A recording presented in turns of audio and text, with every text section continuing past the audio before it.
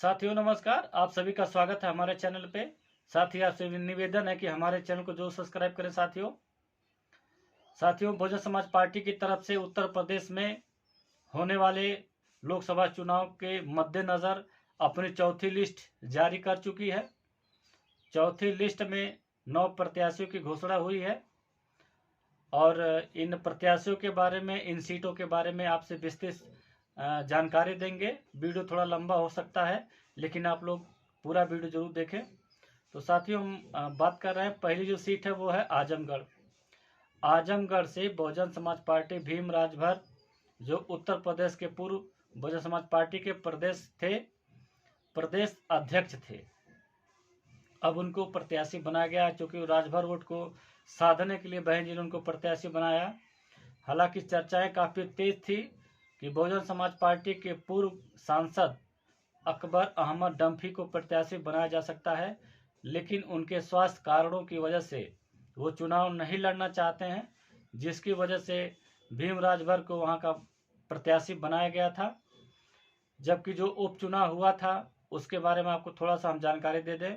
उपचुनाव में निरहुआ वहां से प्रत्याशी थे भारतीय जनता पार्टी से, और समाजवादी पार्टी से धर्मेंद्र यादव थे, और बहुजन समाज पार्टी के प्रत्याशी जो थे वो थे गुड्डू जमाली। तो गुड्डू जमाली तो इस समय सपा में चले गए हैं, और सपा में जाने की वजह से वहाँ का मुस्लिम मतदाता अब लगभग एकजुट होता हुआ नजर आएगा, ऐसा लोगों का मानना है। लेकिन अगर बहुजन समाज पार्टी मुस्लिम वोटों में जो पहला वोट उनको मिला था पहले के जैसा, गुड्डू जमाली लगभग 2.5 लाख वोट हो पाए थे, ऐसे में अगर उसी प्रकार से जो कैडर काम कर रहा है, अगर मुस्लिमों का वोट बहुजन समाज पार्टी की तरफ शिफ्ट होता है तो बहुजन समाज पार्टी वहां पे चैलेंज दे सकती है।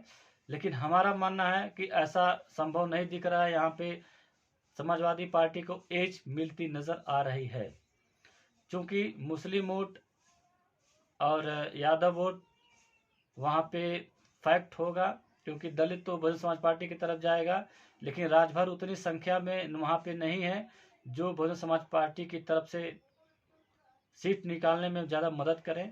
अगर मुस्लिम मतदाता पहले की तरह बहुजन समाज पार्टी का साथ देते हैं, ऐसे में वहाँ पे सीट काफ़ी चैलेंजिंग हो जाएगी, अथवा समाजवादी पार्टी को एज मिलता हुआ नजर आता है।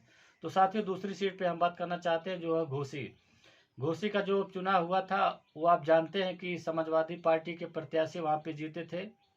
क्योंकि बहुजन समाज पार्टी वहाँ पे कोई अपनी प्रत्याशी नहीं दी थी, जिसके वजह से समाजवादी पार्टी और भारतीय जनता पार्टी में क्या नाम है डायरेक्ट फाइट हुआ था। वहाँ पे दारा सिंह चौहान भारतीय जनता पार्टी के प्रत्याशी थे, तो वो तो हार गए और समाजवादी पार्टी जीत गई, क्योंकि बहुजन समाज पार्टी वहाँ से प्रत्याशी नहीं बनाई थी।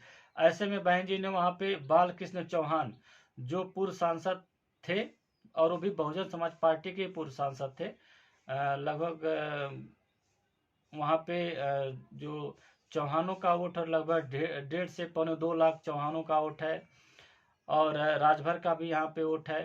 तो ऐसे में वहाँ पे एक उम्मीद दिख रही थी कि वहाँ भी फाइट हो सकता है, और दिख भी रही है। अगर मुस्लिम पहले की तरह साथ देंगे, क्योंकि मुस्लिम वोटों का भी काफ़ी तादाद है।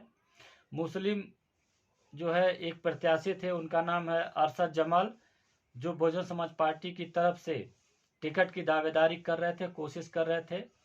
अगर वहाँ पे मुस्लिम प्रत्याशी को टिकट मिल गया होता तो हो सकता है कि समाजवादी पार्टी वहाँ पे काफ़ी कमज़ोर हो जाती और भारतीय जनता पार्टी जीतने के चांसेस बढ़ जाते। लेकिन यहाँ पे बालकृष्ण चौहान को बहुजन समाज पार्टी ने उतार करके क्या नाम है समाजवादी पार्टी को थोड़ा सा एज देता हुआ नज़र आ रहा है।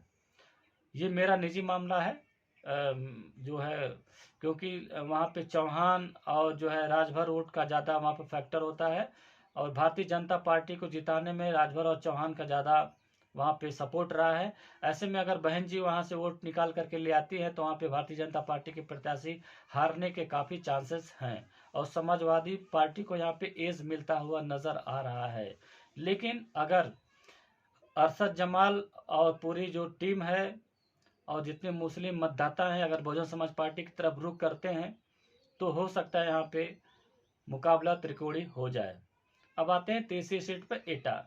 एटा पे वहाँ पे बहन जी ने एक मुस्लिम उम्मीदवार को उतारा है। उनका नाम है मोहम्मद इरफान, जो है मुलायम सिंह जो है यहाँ पे मजबूत किला था मुलायम सिंह यादव का।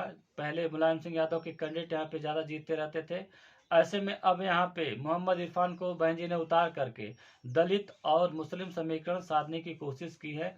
अब देखिए आखिरी तक कहाँ तक पहुँचता है। अब चौथी सीट पे आते धौरहरा।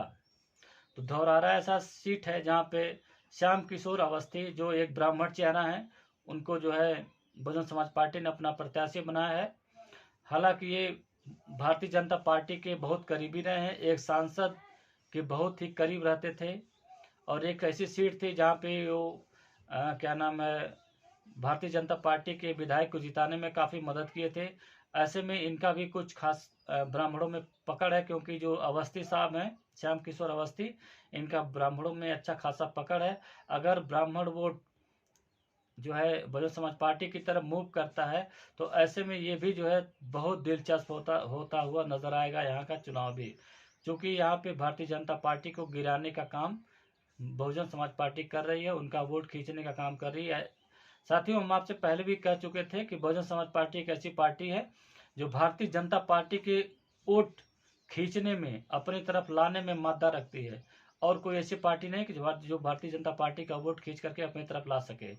खैर साथियों, हम अब बात करना चाहते हैं पांचवी सीट फैजाबाद से सच्चिदानंद पांडे को उन्होंने टिकट दिया है। और छठी सीट आते हैं दयाशंकर मिश्रा, जो बस्ती से अपना कैंडिडेट बनाया गया है, बहुजन समाज पार्टी ने अपना कैंडिडेट बनाया है। मैं ये बात करना चाहता हूँ, जो 9 लिस्ट है, 9 लिस्टों में कम से कम 3 ब्राह्मण को अपना उम्मीदवार बनाए हैं बहन जी। बस्ती से बनाए हैं, फैजाबाद से बनाए हैं और धौरहरा से बनाए। ये 3 सीट ऐसे हैं जहाँ पे जो है ब्राह्मण कैंडिडेट बहन जी ने दिया है। जो कि बस्ती का भी एक ऐसा किला था जहाँ पे बस्तियों में सबसे ज़्यादा चौधरी वोट है। तो राम प्रसाद चौधरी पहले बहुजन समाज पार्टी के बहुत ही प्रखर कार्यकर्ता थे। अपने निजी स्वार्थ के लिए वो जो है बहुजन समाज पार्टी को छोड़ करके समाजवादी पार्टी में चले गए हैं। अब बस्ती से समाजवादी पार्टी के कैंडिडेट हैं, जो कि बहन जी उनके लिए बहुत कुछ की है, उनको वहाँ पे चुनाव कई बार जितवा चुकी हैं। लेकिन ये भी निजी स्वार्थ की वजह से जब बहुजन समाज पार्टी का ग्राफ गिरने लगा तो ये सपा की तरफ मूव कर गए। खैर, अब बात करते हैं गोरखपुर सीट से, जहाँ पे बहुजन समाज पार्टी ने एक बहुत ही पुराने कार्यकर्ता जो कम से कम 25 सालों से काम करते नजर आ रहे हैं बहुजन समाज पार्टी की तरफ से, उनका नाम है जावेद सिमनानी। लेकिन हम बात करना चाहते हैं कि यहाँ पे यही गोरखपुर वो हार्ड सीट है जहाँ पे भारतीय जनता पार्टी जल्दी हारती नहीं थी, सिर्फ एक बार हारी थी, वो उपचुनाव था गोरखपुर फूलपुर जब का चुनाव हुआ था उपचुनाव, तो यहाँ पे भारतीय जनता पार्टी जो है हार गई थी और यहाँ पे समाजवादी पार्टी जीती थी। क्योंकि समाजवादी पार्टी का कोई बहुजन समाज पार्टी कोई कैंडिडेट खड़ा नहीं था, तब समाजवादी पार्टी जो है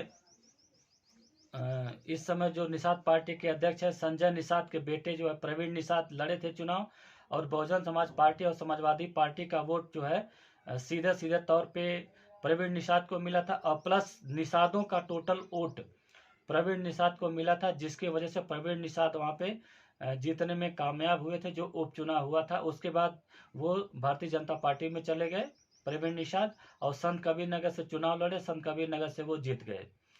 तो साथियों, ये भी जो है जो गोरखपुर का सीट है वो भारतीय जनता पार्टी को एज मिलता हुआ नजर आ रहा है। क्योंकि प्रत्याशी तो ठीक है, क्योंकि जावेद सिमनानी जो है बहुजन समाज पार्टी पुराने कार्यकर्ता है, प्रत्याशी ठीक है, लेकिन इतना इनके पास वो दम नहीं है जो भारतीय जनता पार्टी को हराने में कुव्वत रखे। दलित मुस्लिम का समीकरण यहाँ पे बनाया गया है, लेकिन ये पूरी तरह से कारगर साबित नहीं हो पाएगी, ऐसा हमारे देखने में लग रहा है। ये मेरा निजी मानना है, क्योंकि यहाँ पे भारतीय जनता पार्टी काफ़ी मजबूत दिख रही है। तो साथियों, एक और सीट की बात करते हैं चंदौली, जहाँ पे सत्येंद्र कुमार मौर्य को बहन जी ने अपना प्रत्याशी बनाया है। चंदौली से जो है बीजेपी से महेंद्र नाथ पांडे चुनाव लड़ रहे हैं, और जो है अनिल राजभर जो है इस समय काफ़ी चर्चा में है, क्योंकि यहाँ पे अच्छा खासा मौर्य का वोट है। और जब स्वामी प्रसाद मौर्य बहुजन समाज पार्टी की तरफ रहते थे तो उस समय मौर्य का लगभग वोट जो है बहुजन समाज पार्टी की तरफ सीट था। हालांकि उनके जाने के बावजूद भी बहुत सारे अभी भी कार्यकर्ता हैं, अभी भी पदाधिकारी हैं जो मौर्य समाज से आते हैं।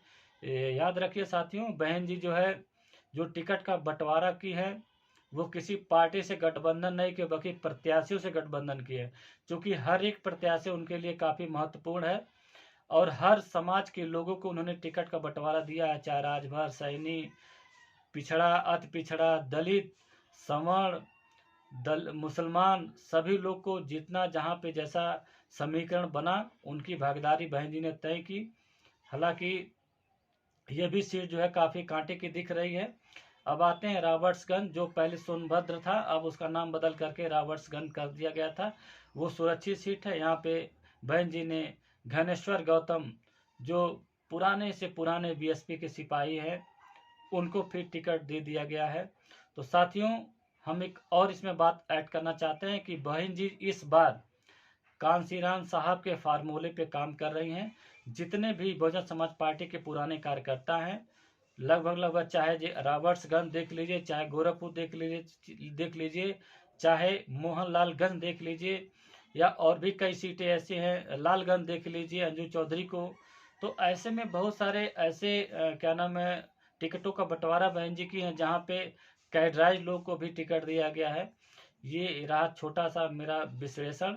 और साथियों, आपसे निवेदन है कि हमारे चैनल को जो सब्सक्राइब करें साथियों, क्योंकि एक एक सीट का हम आपको ब्यौरा और भी देते रहेंगे। अगर हमारे वीडियो आपको अच्छी लगे तो जरूर सब्सक्राइब करें साथियों, और लाइक करें, शेयर भी करें। धन्यवाद।